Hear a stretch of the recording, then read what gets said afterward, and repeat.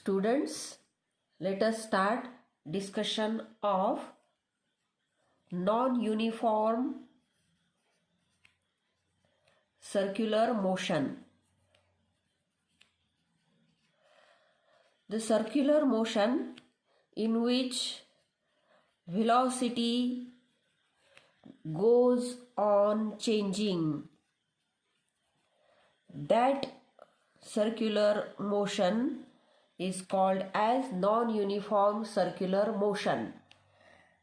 Here velocity is a vector quantity. It has magnitude, and direction. So if in the circular motion magnitude of velocity changes or direction changes or both goes on changing, then that circular motion is non-uniform circular motion, and this change in velocity is because of a quantity. That quantity is acceleration.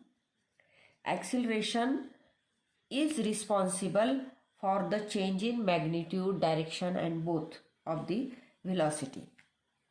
Now it can be represented in calculus in this way. A is equal to rate of change of velocity. Here already we have studied in case of radial acceleration that when the particle is performing uniform circular motion along the anti-clockwise sense, r is the position vector from O to A. Here radial acceleration is directed from A to O along the radius towards the center. Similarly, we have to study the relation for acceleration in non-uniform circular motion. Now we have the equation. We substitute here for V is equal to omega cross R. Now taking the derivative by keeping one quantity as constant, here d omega by dt cross R. The next term is omega cross dr by dt. Here d omega by dt is alpha, means angular acceleration, cross R plus omega cross, here dr by dt is velocity. Rate of change of position vector can be a velocity. The first term is denoted by at, vector at. It is along the tangent. It can be written as at. Here also we know velocity is also at the point A can be directed along the same tangent. Omega cross V, it is radial acceleration. It is already we have shown. Here A is the resultant acceleration. It can be shown like this, means it is the diagonal of parallelogram, and resultant acceleration is denoted by A. Its magnitude can be written as under root at square plus ar square. Now here the term at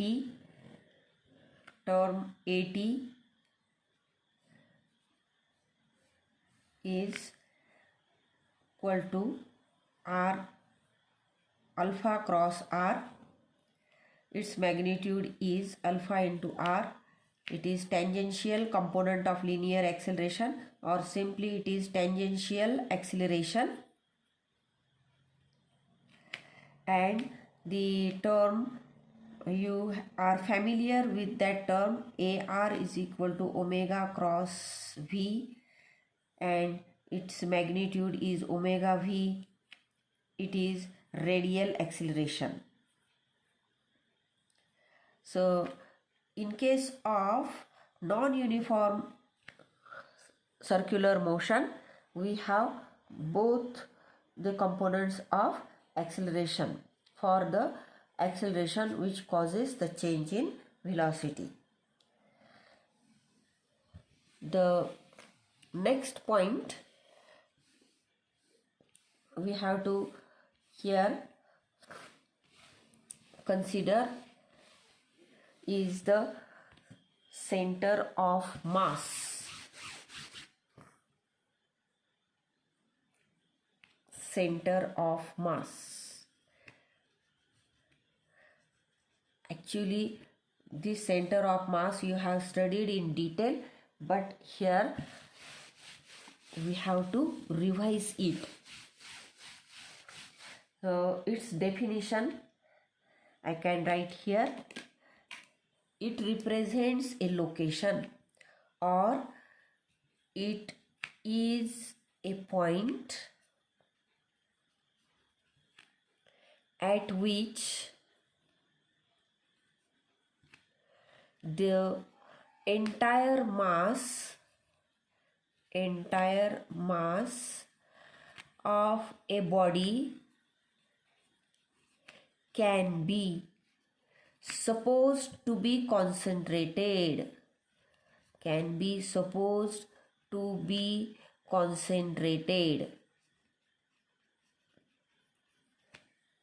Here, to understand this concept,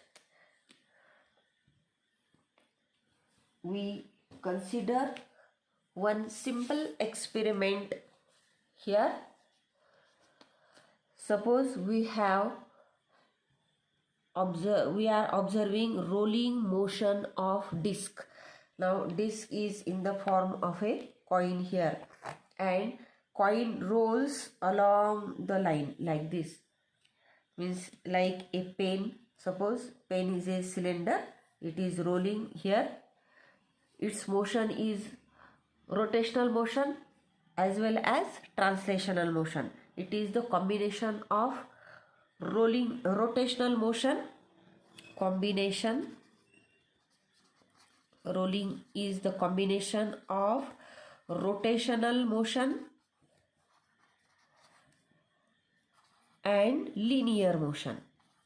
Now this we have to consider in this simple experiment. Now try to observe carefully. Here, suppose there is center denoted by this dot, and it is denoted by point O. There is one point above the O and another point below O. It is denoted by B. So 2 points, A and B. If coin rotates, new position of A is shown like this and B is shown like this. Center is as it is at O. Here the coin again further rotates. New position is like this. Again it along with the rotational motion it translates like this. Now the B is at position, this position, A is at this position, center point is like this, and now in the last position here, before stopping the motion, here A is shown like this, B is shown like this. They are now their original position after one complete rotation. So we observe here that points like A and B, they are performing circular motion, and the point, only one point is there, it is denoted by O. It is performing linear motion. Here we can show a straight line like this. which is parallel to the line, say line XY, along which this disc or coin is rolling. So here for the point O, the motion is along the straight line, means it is linear motion. Even if the disc is rotating, all particles are performing circular motion, but point O is performing linear motion. This point O is called as a point which is equivalent to the body. We consider here it is the point at which mass is concentrated, and for such point we can apply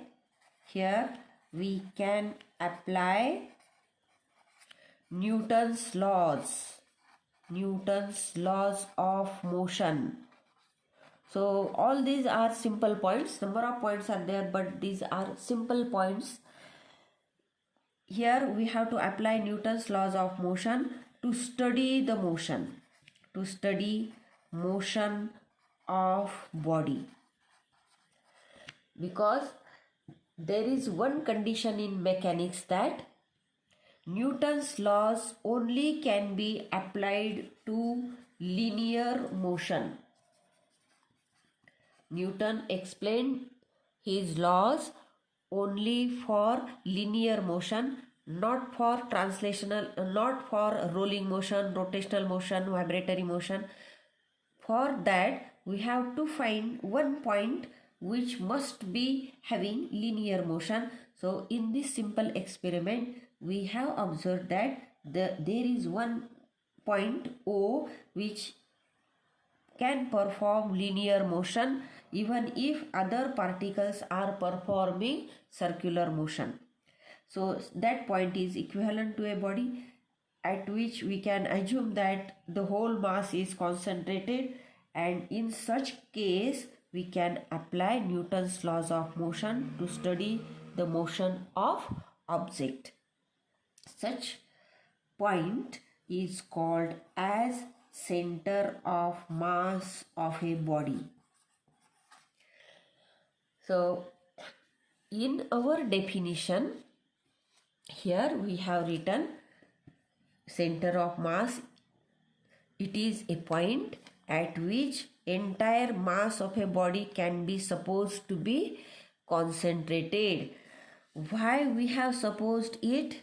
Because here it is supposed to be concentrated so as to study motion of body according to Newton's laws.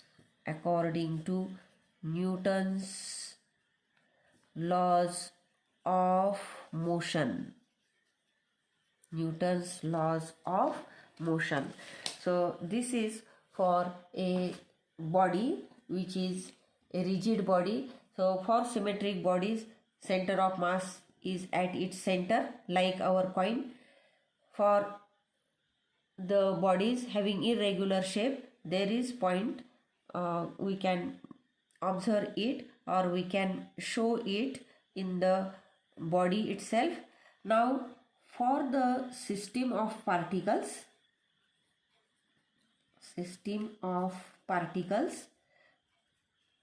which are not like a body, they are like this. Anywhere they are situated in the space or on the axis like this. So if there are number of particles like this, then it is called as system of n particles. First particle m1, m2, m3, like this number of particles are there. This is the last particle mn. Similarly, for the sake of simplicity, we consider system of two particles. and in space it can be represented like this. This is x axis, y axis, and this one is z axis. There are two particles like this. First is m1, second one is m2. For the first particle, position vector is shown by r1. For the second particle, it is shown by r2. This is r1 and r2. And the center of mass is located somewhere here. Its coordinate can be shown by r, vector r here. Then position vector of center of mass is given by m1 r1 plus m2 r2 divided by m1 plus m2. Similarly, for the system of n particles, we can draw here the coordinate axis x, y, z. In this case also we can write the same relation like this. RCM is equal to m1 r1 plus m2 r2 plus m3 r3, and the sum extends up to mn rn divided by m1 plus m2 plus m3. This sum extends up to mn. It can be written in compact form, summation of mi ri, where I varies from 1 to n, and divided by total mass of the system of particles. So here, somewhere here, the position vector of center of mass is located. For all particles, we can draw the position vectors like this, r1, r2, r3, and then we can write the expression. But you have to note that there must be one point. If it is a rigid body, it is inside the body, and if it is system of particles, it is somewhere in the system of particles or outside the system of particles. We can study the motions like rotational motion by considering the particle which is at the center of mass, for which the whole mass can be supposed to be concentrated. So this is one important point. Actually you have studied, but we must have to revise it.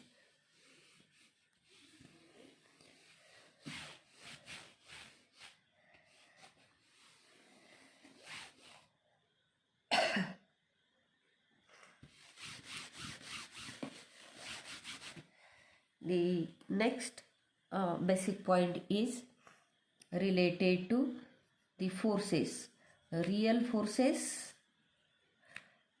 and the pseudo forces. This is also the point you have known in 11th standard.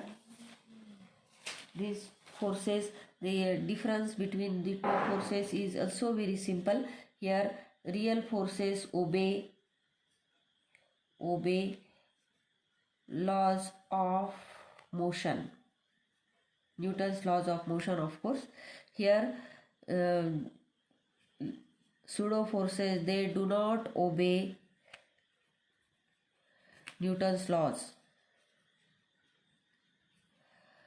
These forces are real forces.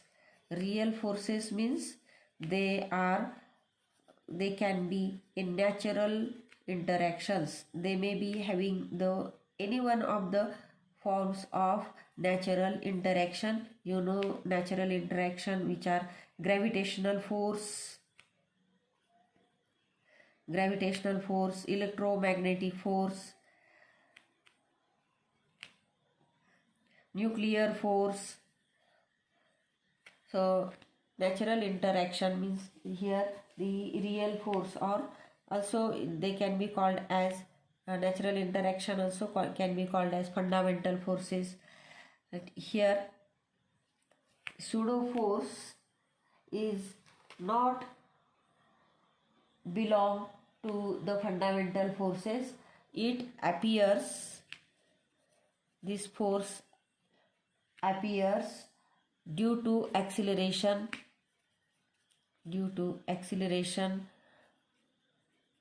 of the frame of reference.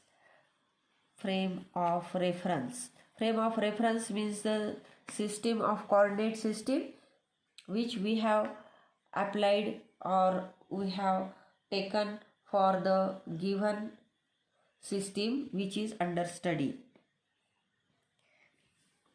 Now the example for pseudo force is that when we are traveling through by using a car, when car takes turn towards right, we feel push towards left.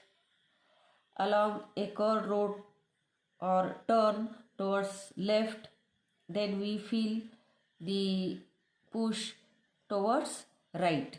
So that is the result of acceleration of a car or acceleration of the system. But instead of saying system, we here deliberately use the word frame of reference, because frame of reference is nothing but the coordinate system like XYZ three-dimensional coordinate system which is attached to a car, to a vehicle or to that system. So this is about the difference between real forces and pseudo forces. This is also a point for we have taken for the revision. Now just we start the rotational dynamics. So first we mean the dynamics. Here dynamics is the study of motion of object or body by considering its cause,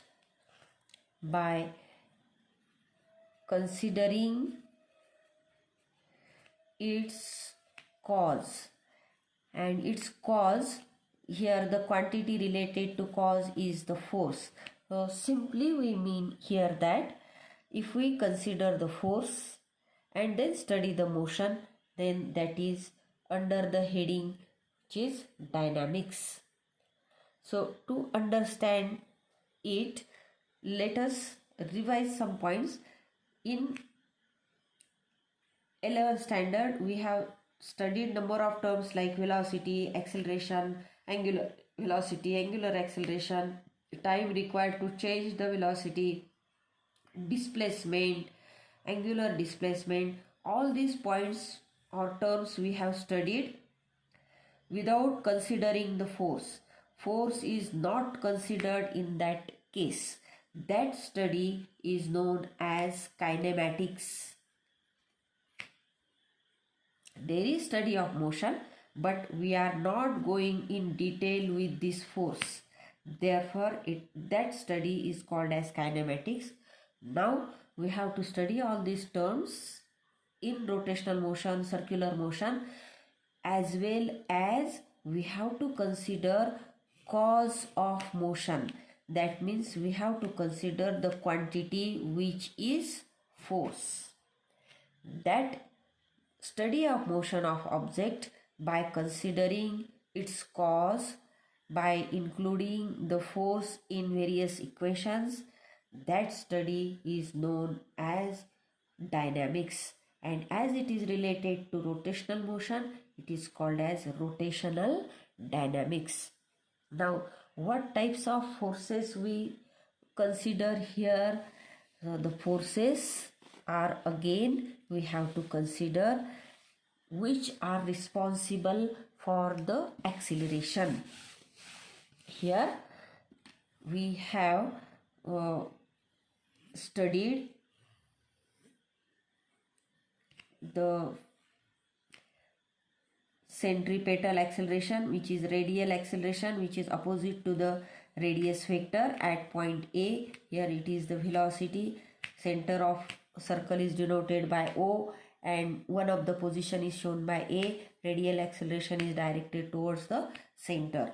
This radial acceleration is given by minus omega square r. It is called as centripetal acceleration,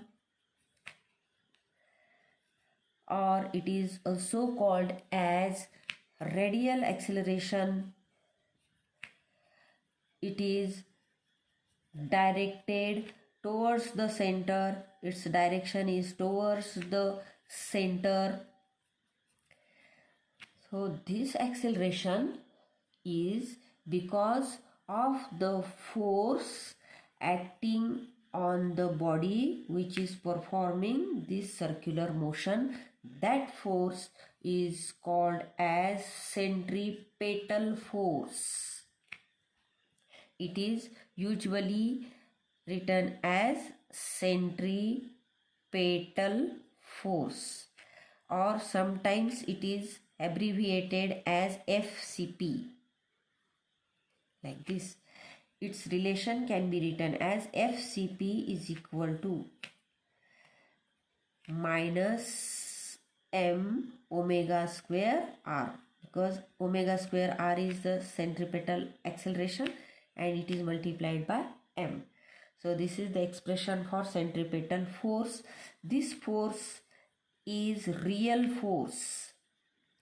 It is also called here that, or it represents resultant of all real forces which are acting on the body in circular motion. And as it is real force, it can have so many examples of gravitational force, electromagnetic force. Now, when we discuss about this Newton's second law here, because FCP is written as equal to, FCP can be written equal to m into AR. Here it is the Newton's second law of motion. It is force is equal to mass into acceleration. So according to the second law, we have written this equation. But here, when the body performs circular motion, it feels the radial force which is away from the body, away from the radius or away from the center. That force is denoted by FCF, and that is called as centrifugal force. It is directed away from center. Away from center. Its equation can be written as FCF is equal to plus m omega square r. And it is not real force. It is non-real force because it is not explained by gravitational force, electromagnetic force like this, and it is due to the it only balances centripetal force. It balances centripetal force, and it is only due to centrifugal force. Centrifugal force is due to, or it is the result of centripetal acceleration. Centripetal acceleration. Here, as the motion is accelerated motion, it is having some acceleration. The effect of that acceleration is the centrifugal force. So these are the differentiating points between centripetal force and centrifugal force. As we have considered the forces to explain as well as to apply Newton's second law of motion, therefore this explains the dynamics of circular motion. Now here we have studied only one point related to rotational motion. Just we have started the chapter, and you have the homework here. You have to distinguish between centripetal force and centrifugal force. So I write here the question for homework. It is like this. Question, it is short answer question, means it is for 2 marks. So the question is like this: distinguish between centripetal force and centrifugal force. This is only question you have to attempt. Now we are finishing the today's topics here for rotational dynamics. In the next lecture, we start the applications of circular motion. So, thank you.